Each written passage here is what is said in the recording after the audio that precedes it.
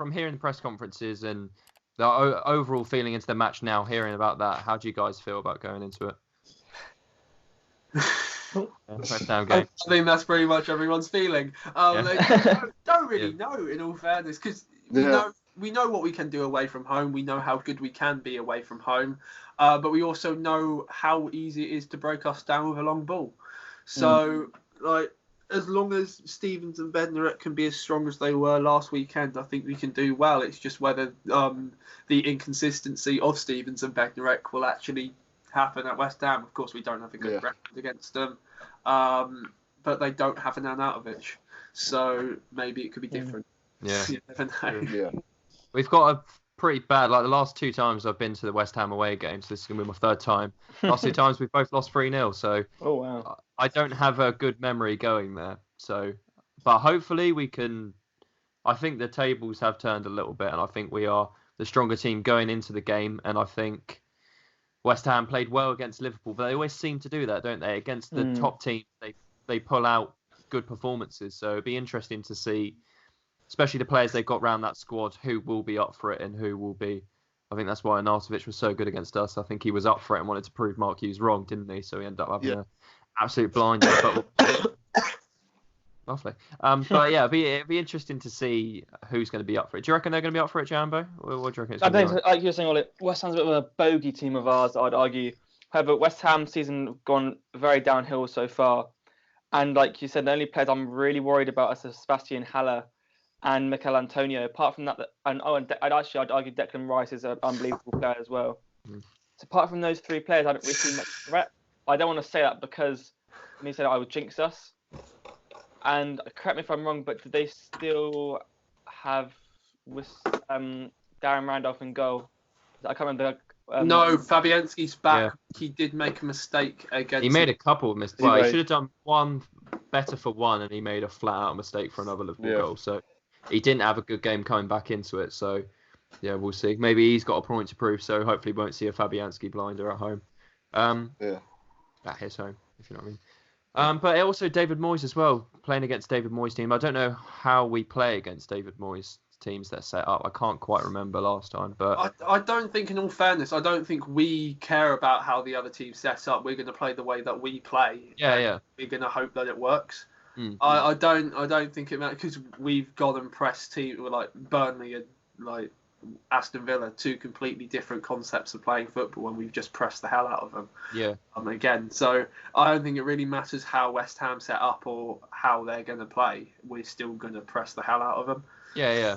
But I think sometimes the tactic is, to a certain extent, more or less effective to who we play against. I think the first time we saw it be really effective was against Chelsea, because they play out the back and we were able to latch onto mistakes. And against Burnley, it didn't really work because their style of play doesn't, when they're pressed, they can just put it long, which is what they want to do. Like, how effective do you think our tactic, which we know we're going to do, is going to be against West Ham? I think Tizard's point of them, if they play 2 up top, I think that's when we will struggle. If they've just got Ala or Antonio, I think we can deal with that, because it's only 1 man up there. If they've got 2 men up there that can both win the balls in the air, I think that's when we'll struggle. It's weird. This West Ham team shouldn't be where it is. If you actually look at the quality that they've got in Yarmolenko, Lanzini, Anderson, Ala, Antonio, Declan Rice, that should be a team that is a mid-table side, maybe pushing for Europe. Yeah. And the position that they're in is just really weird.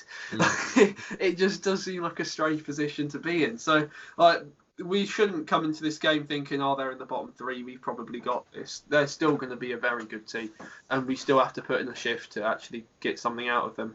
I think one of the advantages that we'd have, though, is the fact that it does seem like the West Ham fan base, if they don't kick on 15, 20 minutes, if we put them under pressure, they're going to get rowdy and they're not going to be happy. They're on their back. They're very happy in this situation. So, if they get antsy in the first 20 minutes, I think they'll have an effect on their players and a positive effect on our players. So, fingers crossed, hopefully, get a decent result. And go on, Tiz. So I was going to say our players need to be ready, or at least our 2 centre-backs need to be ready for a very physical battle. So you've got a very tall player in Haller who's really good at knocking down the ball. He's a good finisher, like you've seen at Frankfurt, but also at St Mary's this season. Then you've got the powerful man in behind of Antonio who can knock anyone off the ball and shield the ball off of anyone.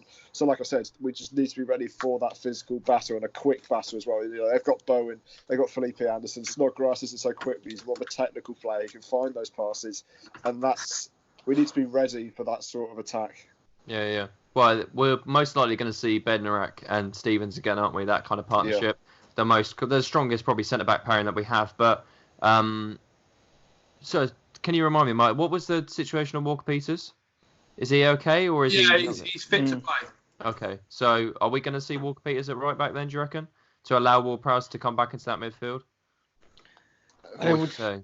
How serious? His injury wasn't that serious. That's the problem. So I think he could be thrown back in the team. However, at the same time, would you rather play Prowse, who's more experienced in that formation at right back against this West Ham team that could be quite a threat to us? Yeah. I think individually West Ham are very dangerous. I just think, you know, I do think we miss Ward-Prowse when he's not in that double pivot. I don't know, Tiz, what do you think? I think it's an experienced team like West Ham that have very powerful central midfielders. We need that energy against against Aston Villa. We could sort of get away with it because, you know, Douglas Luiz isn't an experienced. Drinkwater's on the bench, but they don't have that sort of presence.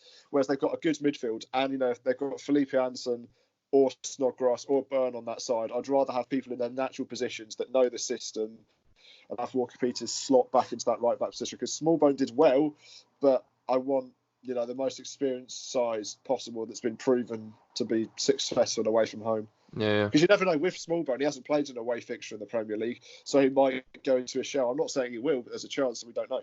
I think debuts are much easier at home because you get that home side automatically want to root for you, and I think you do get that little bit of leeway. Whereas, especially away, if they see you're a danger, you're gonna be a Josh Sims situation again, where he can never play away at home, where he's too afraid. The thing is, if you don't test them, you never know. No, that's the thing. I'd like to see the same 11 that started the last game start this game, because I think it was an incredibly effective 11. If Carl Walker-Peters is fit, then maybe he should come back in, Smallbone be dropped. But I don't think you could drop Smallbone after the performance that he gave against Villa. I think he replaced Ward-Prowse fine. I don't think we really missed Ward-Prowse in the centre. And Ward-Prowse has also proven that he can stop wingers. He stopped Jack Grealish. He stopped Wilfried Zaha. So there's no reason why he can't stop. I don't know who plays on that. Probably Felipe Anderson. It'll be Felipe Anderson, or they've talked about Jared Bowen coming in and playing for one of Anderson, Antonio, or Noble. So one of them come out. I'd happily see Ward-Prowse play at right back. I think it's basically. Oh, go on, Tiz. Sorry, do you think a midfield of Smallbone and Højbjerg would fit fine against, you know, big Declan Rice and Fornals? Do you think they'd be fine in doing that? I don't know. I'd like to see if they could do well or not. And if it's not working, you can always move Ward-Prowse back into the centre, take Smallbone off. Yeah. But I'd like to see Smallbone be given another chance because I think he did really well against Villa. He really impressed me, and I'd like to see him get another chance. I completely understand if he switches back to normal positions because it is away from home. You don't really want to risk playing a youngster away from home, but I'd like to see him given another chance because I think he did well. Yeah, fair enough. Okay. And then we're basically going to see, I know Gineppo said he's happy to play through the game, so most likely going to see him on the left, correct? And then Armstrong on the right again? And then normal top two up front as well. Danny Ings has had a couple games that he hasn't scored for yet, but can you see him getting off the mark against the West Ham defence? It's only one game. He did score against Burnley. Oh, yeah, it's only a one-goal drought. But, you know, they've got an experienced centre-back in Diop, and they've got Ogbonna as well. But, you know, they have been quite defensively frail. So if there's any team that he'll reignite his form into... I say reignite like it's completely... What I mean I think before the Burnley game, I think he scored. I think he didn't score many for the Burnley game. I think that's why people. He scored 15 this season. I'm only joking. I'm not having a dig. I was given stick for him being intelligent last week, and then he's just going on about it. I'm only joking, aren't I? I'm not actually being serious. But he's being serious. Everyone, watch out. Disgraceful. God, you threw me off my stride now. Where was that? But where would you see the West Ham weakness? If there's an area that we can exploit, what would you say it is? Just take shots. Take shots. The goalkeeper's going to be mentally weak, or possibly mentally weak after he's made a couple of mistakes. The West Ham fans are a bit fragile about their goalkeepers because none of them seem to be working. And yeah, I think maybe their fullback space as well. They got Cresswell, Fredericks. I don't know if he still plays. I'm not sure who plays at right back for them at the moment. But once again, that's quite an ageing, sides of their pitch, and we've got fast, attacking, clever wingers. So that's where I think we can profit from. Just take shots and attack down the wings. Okay, and just another one. Just I'm thinking, Mikey, you said Stevens, I think for the last game was to be the vital player to see if it goes right. Is there any player you can think of that will be the vital player for us to make sure that we get the win? Problem is, I don't know where West Ham are most dangerous. I'd probably again. I think Stevens is probably one of our most key players because if he plays well, the back four have confidence, and if the back four has confidence and they actually have a leader, we'll defend fine. Yeah. However, if Stevens doesn't play well, then it seems like the whole back four collapses. So I'd say he's probably a key player for it. Also, it's whether Shane Long can win the dominant air battles against the back two. If he can win the air battles and actually edit it down to some of our players, then he'll be very effective because we've got pace. We're quicker than them on the break than they've actually got midfield wise. So it'll be quite easy to break through that defence. Fingers crossed. Hopefully he'll be all okay. Yeah. I don't think Haller has actually appeared in the last. He came on the 65th minute against Liverpool, but yeah, it seems like Moyes is trying to kind of gain his feet and see which position. He favoured a 4-2-3-1 against Liverpool, it looked like, so playing one up top there, but we could see him maybe play two up top. He looked like he played two up top formation with five at the back against Man City, so we could possibly be seeing that. It looks... should we go for it? Do you want to do predictions? Just a little bit wary of time. So do you want to go for predictions then quickly? What do you guys reckon? I was going to say 1-0 and be dull, but I'm going to go for a good 2-1 victory. I don't like predicting draws on the Saints podcast, so I'm going to go for a victory, 2-1. Yeah, fair enough. Okay. Mikey, what do you reckon? I don't want to jinx anything, but whenever I've gone to an away game, we haven't lost. Why would you say that? Why would you say that? Oh man! I'm go, 3-1 win. Wow. Again, I'll still put money on it. Shane Long's going to score a hat trick. So. Okay, well, Jamie, what do you reckon? I'm quite confident about this because West Ham as a team don't gel well together as seen by the place on the table. So I'm going for a cheeky 2-0 win, clean sheet away from home. 2-0, fair enough. I reckon.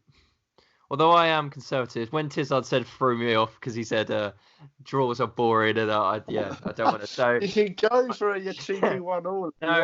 I reckon it's going to be quite a tight affair because although I think it might be a 1-0, I don't think it will be too many goals, but we'll see. We'll see what happens. For them. Sorry, for us. Yes. Yeah. So we're predicting wins again. We predicted wins last week. I don't know who was closest. I said 3-0. 3-0. I said 2-1. Jamie said 2-all. You said 2-all last week. Thanks for watching. This clip came from our latest podcast. If you want to listen to the full version, links to it are in the description. And finally, if you did enjoy the video, please give it a like and make sure you subscribe with the bell on to never miss an upload.